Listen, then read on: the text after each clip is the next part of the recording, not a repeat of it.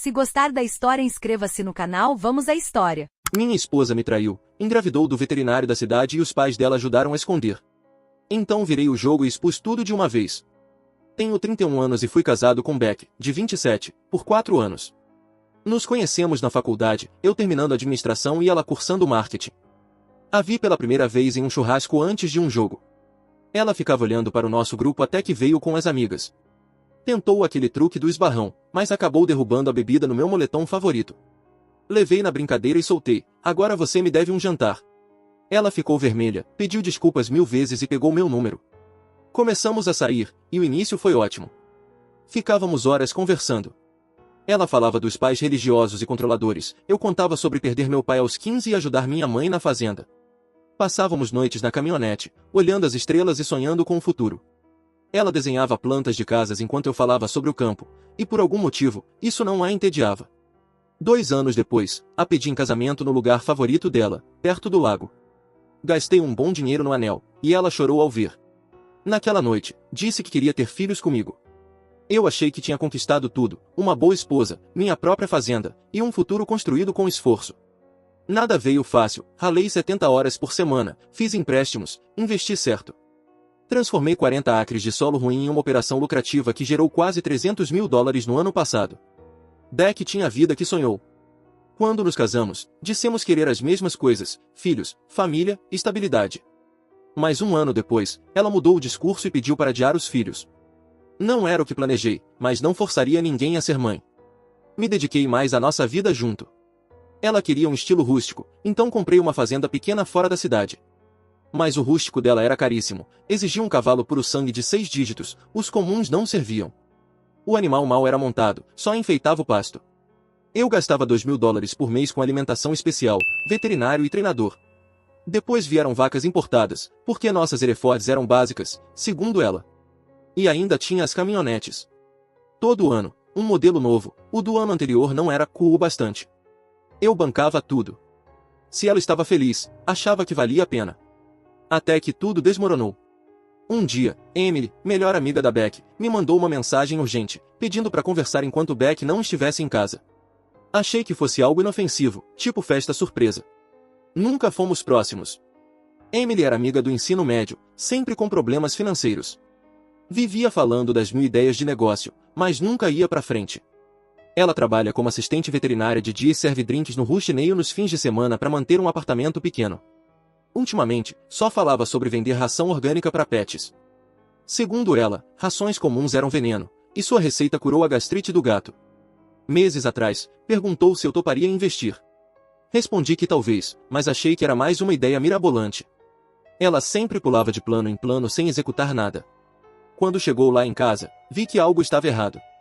Ela tinha confirmado que Beck não estaria. Ao entrar, estava visivelmente nervosa. Quer café? Perguntei. Não, vai ser rápido, respondeu. Tirou uma pasta e colocou na mesa. Você precisa ver isso. Pensei que fosse o tal plano de negócios ou pedido de empréstimo. Mas ao abrir, era um verdadeiro dossiê sobre minha esposa. Prints, fotos, vídeos, recibos de hotel. Era o fim do meu casamento em papel. Beck estava me traindo com o veterinário da cidade, Dr. Jason Cooper. O mesmo que me cobrou $5.000 quando um dos nossos cavalos teve cólica, e depois nos mandou o cartão de Natal com a foto da família perfeita. A esposa dele, Kate, dá aula na igreja e coordena eventos beneficentes. Só consegui dizer Jesus Cristo enquanto folheava as páginas. Eram mais de 70, com datas, notas explicativas, provas organizadas com precisão. Algumas fotos eram explícitas. Tinha imagem da caminhonete dele chegando em casa 20 minutos depois que viajei para Nebraska. 2 dias depois, saem juntos, de mãos dadas, se beijando. Havia centenas de mensagens trocadas entre os dois nos últimos 8 meses. Mal posso esperar ele sair de novo. Relaxa, amor, ele nem desconfia. Cada linha parecia um chute no peito. Em todas as vezes que ela disse estar em retiro com as amigas, estava com ele. Nas viagens que fiz por causa da fazenda, eles usavam minha casa. O sistema de segurança mostrou o carro dele estacionado lá à noite pelo menos 11 vezes. Tinha até recibo de hotel em Memphis no fim de semana em que ela alegou estar num spa com Emily e outras amigas. Curioso que a Emily estava nas Bahamas na mesma data, lembro das dezenas de fotos de praia. Ou seja, não havia amigas. Só ela e o veterinário, hospedados num quarto pago com o meu dinheiro. E pior, ela estava grávida. E o filho não era meu. Fui ao médico com ela, preocupado com sintomas. Enquanto isso, ela mandava selfies pra ele dizendo: seu bebê tá me deixando enjoada hoje e mal posso contar que é seu, assim ele para de me cobrar filhos. Tinha até print, acho que vou ter que contar logo. Já estou começando a aparecer. E ele, vai dizer o quê? Que é dele, óbvio. Ele vai ficar tão feliz que nem vai fazer as contas. Saí de casa sufocado. Fiquei 10 minutos parado no quintal, tentando não quebrar nada. Ela ia me empurrar o filho de outro homem e continuar mentindo. Quando voltei, Emily estava na mesa, como se nada tivesse acontecido. Há quanto tempo você sabe? Perguntei. Desconfio há uns 6 meses. Provas mesmo, tenho há 3. Levei tempo para juntar tudo. Por que contar agora? Insisti. A resposta veio com hesitação, porque preciso sair dessa cidade. Aquele negócio de ração, tô levando a sério. Só falta o investimento. Você quer que eu invista depois disso tudo? Questionei. Não é bem isso. Beck me viu mexendo no celular dela na noite das meninas. Ela foi ao banheiro e deixou o chat com ele aberto. Tirei fotos. Quando ela voltou, me viu e surtou. Disse que, se eu contasse, ia acabar com minha vida. Disse que o pai dela ia garantir que eu nunca mais trabalhasse por aqui. Ela deu um sorriso amarelo. Tô ferrada de qualquer jeito. Então preferi fazer o certo antes de ir. E pra piorar, ela anda espalhando que tentei dar em cima do Jason e ele me rejeitou. Tá todo mundo começando a acreditar. Não sei se acreditei nela, mas as provas eram reais. Datas, locais, tudo batia com o que Beck dizia estar fazendo. Emily contou que teve ajuda de 2 amigas para juntar as evidências. Levou meses. Você quer um empréstimo ou um investimento? Perguntei. Chame como quiser, respondeu. 50 mil. O mercado de ração orgânica tá bombando. Só preciso de alguém que aposte em mim. Naquele momento, por mais estranho que pareça, respeitei a atitude dela. Pelo menos foi honesta.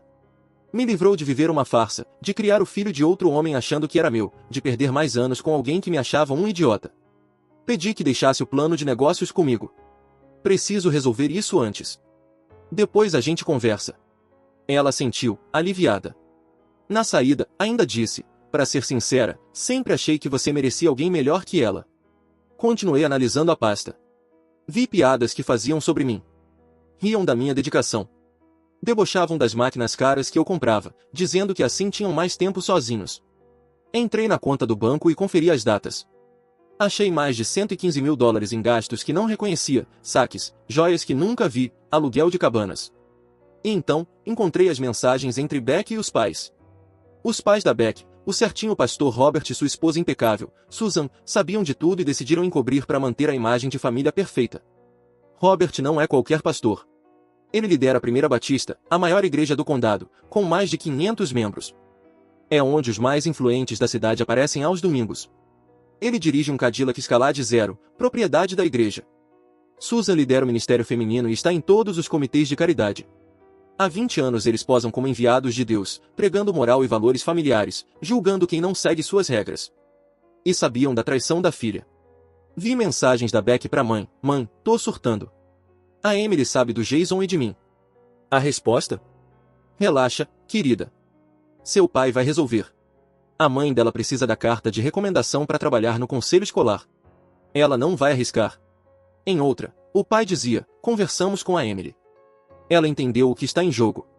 Só tome mais cuidado daqui pra frente. Os mesmos que me recebiam todo domingo para jantar. O mesmo homem que me chamava de filho. A mulher que me perguntava quando teria netos, sabendo que a filha me traía e carregava outro filho. Continuei lendo. Piorava. Vi um diálogo sobre o que fariam com a gravidez. Pastor Robert escreveu: pensei na situação. Acho melhor deixá-lo acreditar que o filho é dele por enquanto. Depois, quando a situação com Jason estiver resolvida, podemos considerar outras opções. Jason falou em mudar de cidade, talvez até perto de vocês. Aí, após um tempo razoável, vocês se divorciam. Considere isso uma penitência pelas suas escolhas. A alternativa é danos graves à nossa reputação e ao meu papel na igreja. Ou seja, o plano era me usar como escudo até Jason largar a esposa. Deixar eu pensar que era pai, cuidar da criança, e depois ser descartado. Tudo para preservar o nome do pastor. Difícil acreditar que são os mesmos que oraram no nosso casamento, nos deram uma Bíblia com dedicatória sobre honrar votos diante de Deus. A hipocrisia gritante.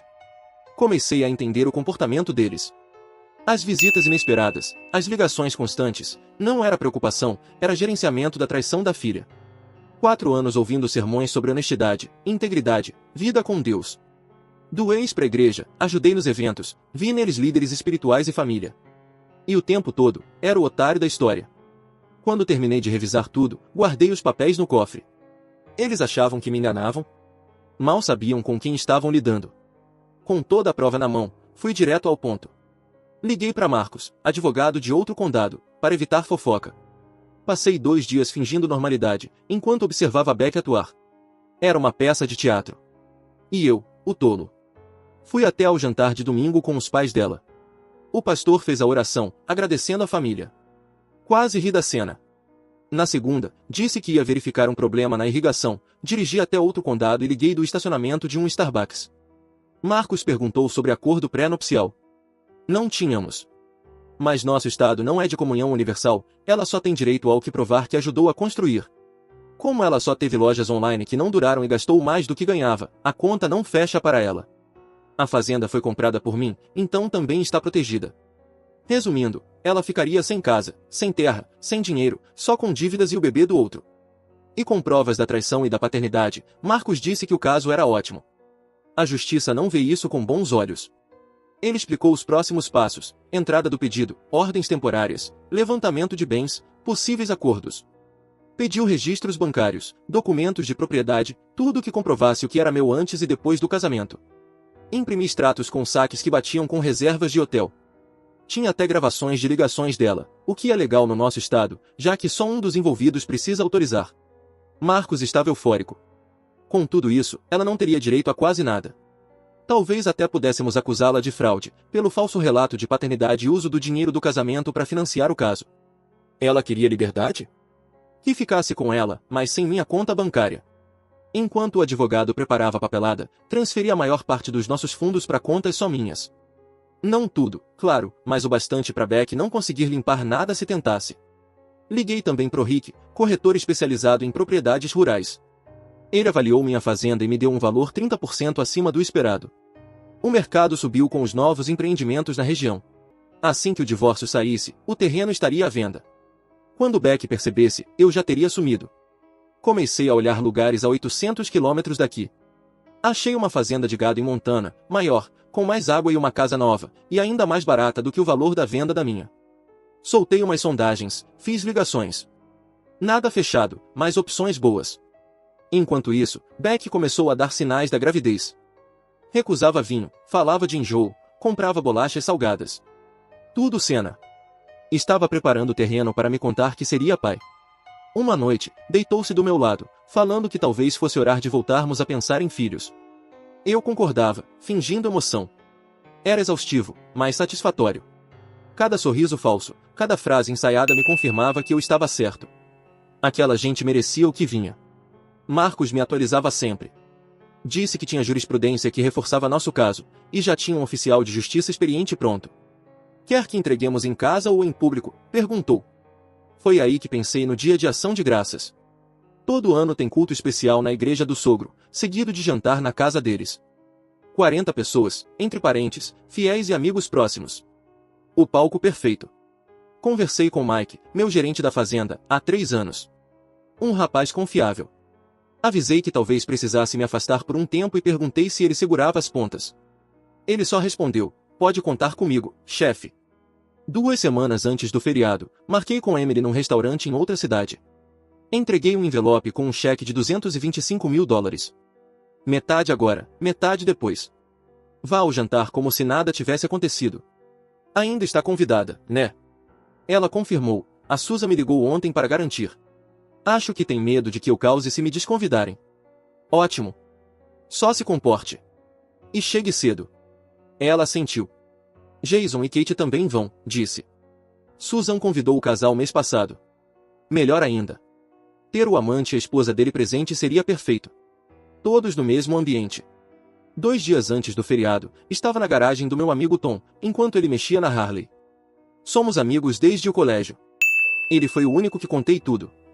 Cara, só entrega os papéis em casa e acaba com isso. Está demais, disse ele. Não é drama, respondi. É consequência. Eles acham que podem fazer o que quiserem e sair limpos. Mas dessa vez, não. Tom só balançou a cabeça. É teu funeral. Só não me chama para esconder corpos. Ri. Nada de corpos. Só uma humilhação pública merecida. Dirigi para casa mais calmo do que em semanas. Tudo estava pronto. Os papéis impressos. O oficial agendado. E aquela família prestes a descobrir que o plano deles tinha um erro fatal. Eles esqueceram com quem estavam lidando. Não sou um moleque mimado da cidade.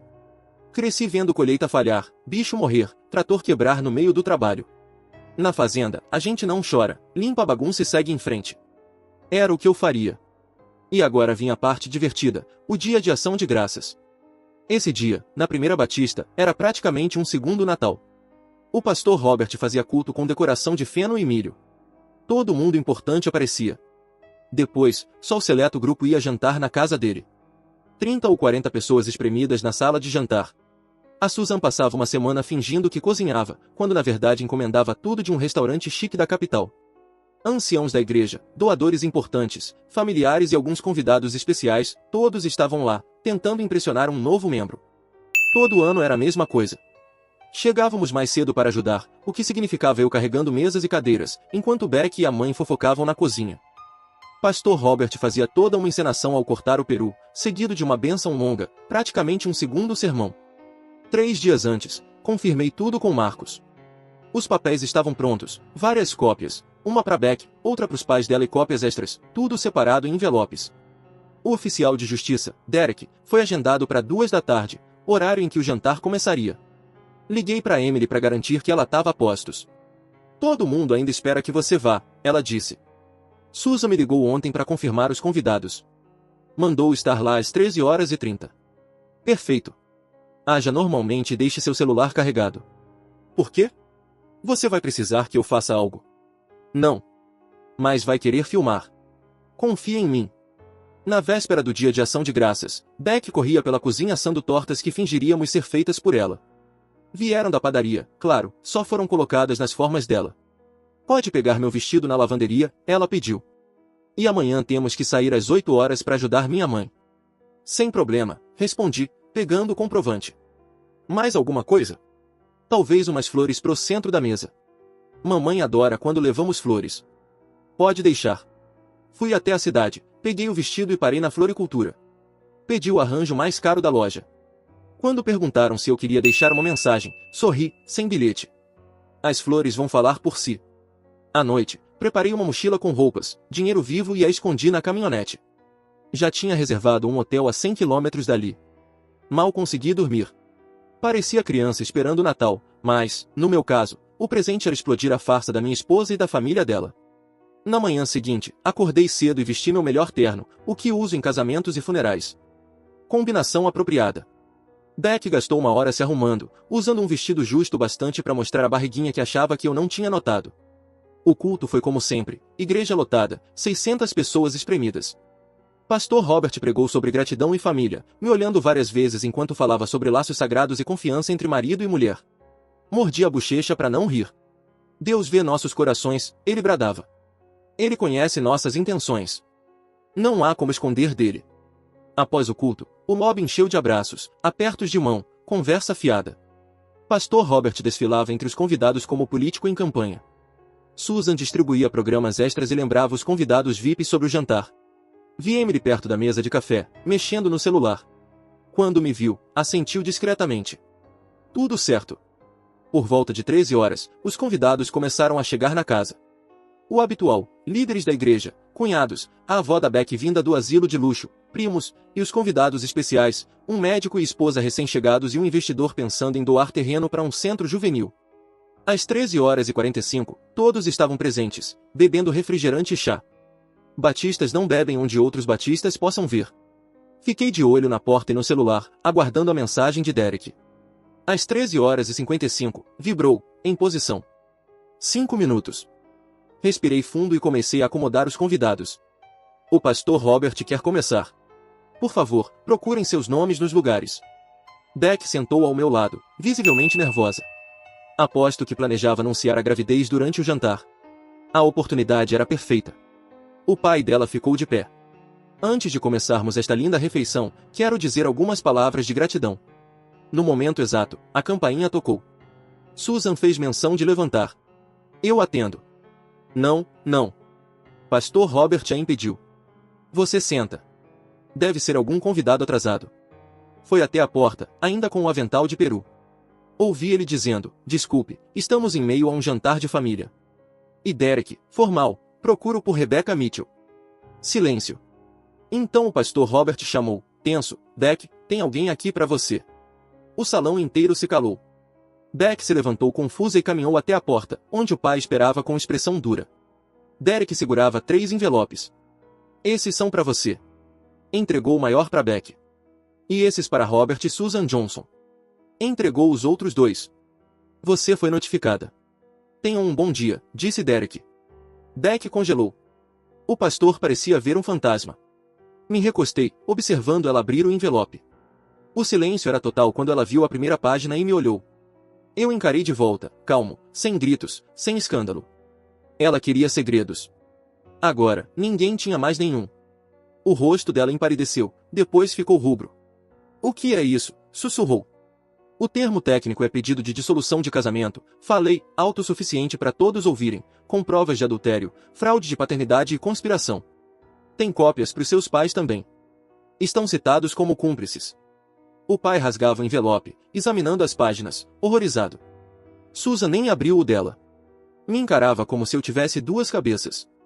Levantei devagar, ganhando a atenção geral, e mostrei um vídeo no celular, Beck e Jason saindo de um hotel, se beijando no estacionamento. Data e hora claras, 2 meses atrás, quando ela disse estar num congresso em Cincinnati. Tenho umas 6 horas disso, falei, virando a tela para que todos vissem, além de mensagens, extratos bancários e, claro, o teste de paternidade que pedirei pro bebê dela. Soiler, não é meu. Foi quando Kate, esposa de Jason, se levantou de supetão. Que bebê? Do que ele tá falando, Jason? Jason parecia prestes a vomitar. Eu posso explicar. Explicar o quê? Perguntei, ainda calmo. Como você transou com minha esposa? Como é pai do filho dela? Como os pais dela ajudaram a esconder tudo? Pastor Robert finalmente falou, isso é um absurdo. Como se atreve a vir à minha casa e fazer essas acusações? Eu ri. Um riso real. Acusações? A prova tá nas suas mãos, pastor. A página 12 tem as mensagens em que você orienta Beck a ser mais discreta e discute como lidar com a gravidez.